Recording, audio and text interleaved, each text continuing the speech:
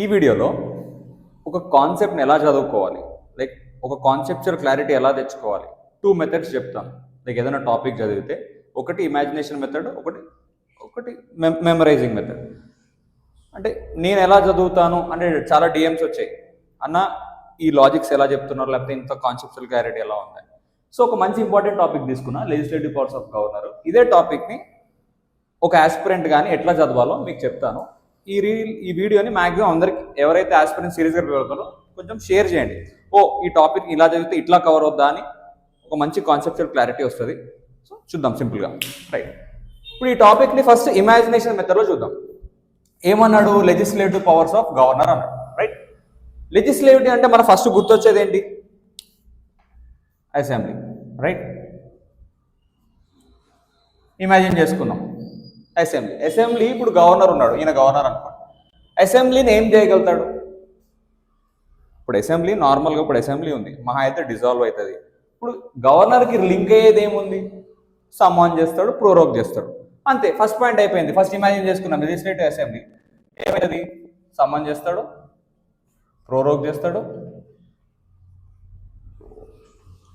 లేకపోతే డిజాల్వ్ చేస్తాడు. సో ఒక పవర్ ఆల్రెడీ అయిపోయింది. నెక్స్ట్ అసెంబ్లీని ఇమాజిన్ చేసుకోండి. సో అసెంబ్లీని ప్రిసైడ్ చేసేది, ఇప్పుడు ఇది అసెంబ్లీ అనుకోండి, ఇమాజిన్ చేసుకోండి. ప్రిసైడ్ చేసేది ఎవరో ఒకరు ఉంటారు, అంతే కదా. ఇప్పుడు ఈయన స్పీకరే ఉంటాడు, లోక్సభలో స్పీకర్ ఉన్నాడు. లోక్సభ అంటున్నాడు, లెజిస్లేటివ్ అసెంబ్లీలో స్పీకర్ ఉన్నాడు. Like governor is related state కదా, స్పీకర్ ఉన్నాడు. ఫర్ సపోజ్ ఈయన లేడు, లేకపోతే డిప్యూటీ స్పీకర్ కూడా లేదు. అట్లాంటి టైంలో ఎవరైనా లెజిస్లేటివ్ అసెంబ్లీ నుంచే గవర్నరు ఎందుకుంటాడు? అరే బాబు ఈయన లేరురా బాబు, నువ్వు ప్రిసైడ్ చేయాలి. సో ఫస్ట్ పాయింట్ ఏంది? అసెంబ్లీ అయిపోయింది. అసెంబ్లీకి ఒక హెడ్ అట్లా ప్రిసైడ్ చేసేటట్టు ఇమాజిన్ చేసుకోండి. స్పీకర్ది కూడా అయిపోయింది. తర్వాత ఏంది? ఇప్పుడు వీళ్ళు ఉన్నారా, అసెంబ్లీలో మెంబర్స్ ఉంటారు. వీళ్ళు ఏం చేస్తారు? బిల్స్ పాస్ చేస్తారు, యాక్ట్స్ అవుతాయి, జనాలకు పోతాయి. క్లియర్గా సేమ్ థర్డ్ది బిల్స్. అంటే ఒక పాయింట్ తర్వాత ఒక పాయింట్ చూడండి. స్పీకర్ అయిపోయింది, ఒక లోపల ఎంటర్ అయినాం, స్పీకర్ ఉన్నాడు. తర్వాత ఈ జనరల్ లైక్ వీళ్ళ మెంబర్స్ ఉన్నారు, ఎమ్మెల్యేస్ ఉన్నారు. ఎమ్మెల్యేస్ ఏం చేస్తారు? బిల్స్ పాస్ చేస్తారు. బిల్స్ ఏంది? ఇప్పుడు ఈయన ఏం చేయగలుగుతాడు? ఈయన గవర్నర్, ఈయన ఏం చేయగలుగుతాడు? మహా అయితే రిటర్న్ చేసేస్తాడు, ఇది రీకన్సిడరేషన్ కోసం అసెండ్ చేయొచ్చు. మనీ బిల్ అయితే రిటర్న్ చేయలేడు, ప్రెసిడెంట్ లాగా. సో ఇది సేమ్ కాన్సెప్ట్. సో బిల్స్ కూడా అయిపోయింది. ఇప్పుడు దీంట్లో కొంచెం బిల్స్లో స్పెషలైజ్డ్ ఉంటాయి కదా, అంతే కదా. అది ప్రెసిడెంట్కి కోసం రిజర్వ్ చేస్తాడు. ఏవి ఎట్లాంటివి అంటే లైక్ డైరెక్టివ్ ప్రిన్సిపల్స్ని, ఒకవేళ గవర్నమెంట్ పాలసీస్ ఫాలో కావట్లేదు అనుకో అట్లాంటివి, లేకపోతే కంట్రీ ఇంట్రెస్ట్వి, లేకపోతే స్టేట్ ఇంట్రెస్ట్వి ఏమైనా డిస్టర్బెన్స్గా ఉన్నాయనుకో బిల్స్ ఏమైనా అట్లాంటివి. సో మళ్ళా ఇమాజిన్ ఫస్ట్ నుంచి చూసి స్పీకర్, తర్వాత లెజిస్లేటివ్ అసెంబ్లీ, ఎవరు మెంబర్స్ ఉంటారు, తర్వాత బిల్స్, తర్వాత ఆ బిల్స్లో స్పెషలైజ్డ్ బిల్స్ అయిపోయాయి. ఇప్పుడు ఈ మెంబర్స్ ఉన్నారు కదా, అసెంబ్లీలో ఉన్నారు. అరే వీళ్ళు ఎట్లా ఎలక్ట్ అయినారు? సో అది కూడా పాయింటే కదా. ఇప్పుడు అసెంబ్లీ తీసేయండి, ఇప్పుడు ఈయనకి ఎలక్షన్ రిలేటెడ్ ఏమొస్తుంది అంటే లెజిస్లేటివ్ కౌన్సిల్ వస్తుంది. రైట్, లెజిస్లేటివ్ కౌన్సిల్లో 1/6 మెంబర్స్ని ఈయన నామినేట్ చేస్తాడు. లైక్ ఆర్ట్స్లో, సైన్స్లో ఇట్లా ప్రామినెంట్ పర్సన్స్ ఉంటాడు కదా, ఆయన లెజిస్లేటివ్ కౌన్సిల్లో నామినేట్ చేస్తాడు. ఇది ఒక పాయింట్. అంటే ఈ మెంబర్స్ ఇమాజిన్ జనాలు ఉన్నారు, ఎట్లా వచ్చినారు అని అట్లా. ఇప్పుడు నామినేషన్ కాకుండా డిస్క్వాలిఫికేషన్ కూడా ఉంటుంది కదా. ఆ క్వశ్చన్ ఆఫ్ డెసిజన్ తీసుకుంటాడు, whether to disqualify or not. Just ఈ ఒక్క బొమ్మ మీద ఇన్ని పాయింట్స్ వస్తున్నాయి. ఈ మెంబర్స్నే question of decision for disqualification.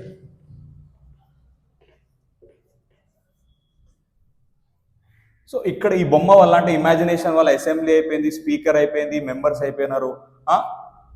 ఇదంతా బాగానే ఉంది. ఆల్మోస్ట్ ఎంత 5 పాయింట్స్ వచ్చేసినాయి మ్యాక్సిమం. అంటే ఇట్లా ఇమాజిన్ చేసుకుంటే మీకు 5 పాయింట్స్ వచ్చినాయి. ఇంకో పాయింట్ ఏం చెప్పొచ్చు మనం? సపోజ్ వీళ్ళు ఎవరు లేరు అనుకోండి, డిసాల్వ్ అయిపోయింది అసెంబ్లీ. అప్పుడు ఎవరో ఒక రూల్ చేయాలి కదా. అదే ఆ టైంలో ఏదైనా ఆర్డినెన్స్ పాస్ చేయాలంటే ఎవరు? గవర్నరే స్టేట్లో. సో ఆర్డినెన్స్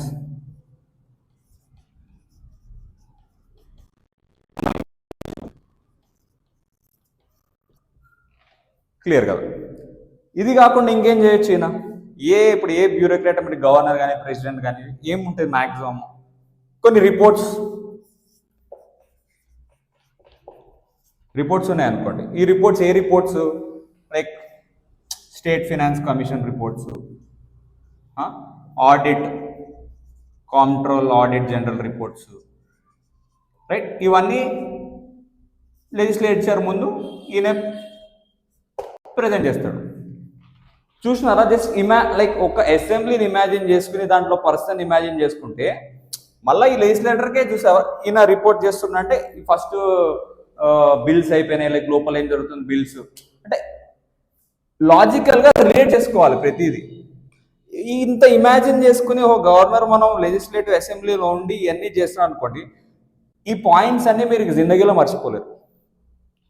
ఇప్పుడు ఇంకో మెథడ్ ఉందన్న, ఏమన్నా మెమరైజింగ్ మెథడ్. ఏంది? Articles related. దీనిలో కొన్ని ఆర్టికల్స్ ఉంటాయి. ఫర్ ఎగ్జాంపుల్ ఇది ఉందా, బిల్స్ ఉందన్న, లైక్ ఏంటి కొంచెం స్పెషలైజ్డ్ బిల్స్ అన్న. ఆర్టికల్ 200 అంటే అరే 200 టైమ్స్ చెప్తున్నా వెరీ ఇంపార్టెంట్ అట్లా అనుకోండి. వెరీ ఇంపార్టెంట్ అంటే ఏంది, లైక్ 200 టైమ్స్ చెప్తున్నా ఇట్లా ఇంపార్టెంట్ మ్యాటర్స్ కానీ డైరెక్టివ్ ప్రిన్సిపల్స్ రిలేట్ చేసేవి కానీ కంట్రీ ఇంట్రెస్ట్ ని దెబ్బతీసేవి కానీ అట్లాంటివి ప్రెసిడెంట్ కి రిజర్వ్ చేస్తాడు గవర్నర్. ఆర్టికల్ 200 అట్లా గుర్తుపెట్టుకోవచ్చు. ఇప్పుడు ఆర్డినెన్స్ ప్రొమల్గేషన్ అన్న, ఇది ఏమొస్తుంది, ఆర్టికల్ 213 వస్తుంది. అంటే 1, 2, 3 ఇట్లా ఫ్యాన్సీ నెంబర్ కదా, ఫ్యాన్సీ ప్రొమల్గేషన్. సో అట్లా కూడా గుర్తుపెట్టుకోవచ్చు. ఇంకోటి ఇక్కడ 1/6 అన్న, ఇది ఎట్లా గుర్తుపెట్టుకో, ఇది 171 క్లాస్ 5 అనుకోండి, ఇది 567 ఆర్టికల్స్ కూడా ఎట్లా గుర్తుపెట్టుకోవాలో మెమరైజింగ్ మెథడ్ చెప్తున్నా. సో ఒక కాన్సెప్ట్ని ఇమాజిన్ చేసుకుంటూ ఒక బొమ్మ, లైక్ నేను బొమ్మ వేసాను కానీ మీరు జస్ట్ ఇమాజిన్ చేసుకున్నా, ఓ అసెంబ్లీకి ఎంటర్ అవుతాము, లోపల స్పీకర్ ఉంటాడు, మళ్ళీ వాళ్ళ బిల్స్ అవుతాయి, ఆ బిల్స్లో మతలబ్లు ఉంటాయి, ఇంపార్టెంట్ బిల్స్ ప్రెసిడెంట్ రిజర్వ్ చేసుకుంటాడు.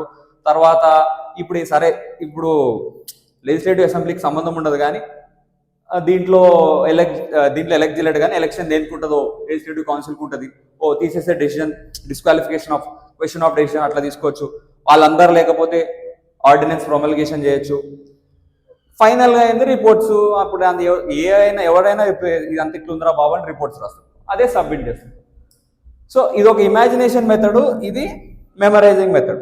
ఈ రెండు మెథడ్స్ ద్వారా మీకు important topic, legislative powers of governor చాలా ఇంపార్టెంట్, ఇది క్వశ్చన్స్ అడుగుతూ ఉంటాడు, సింపుల్గా కవర్ అయిపోయింది. సో ఇట్లాంటి టాపిక్స్ మీరు డైలీ ఒక 5 to 10 చదివారు అనుకోండి, సబ్జెక్ట్ మాస్టర్ అయిపోతారు.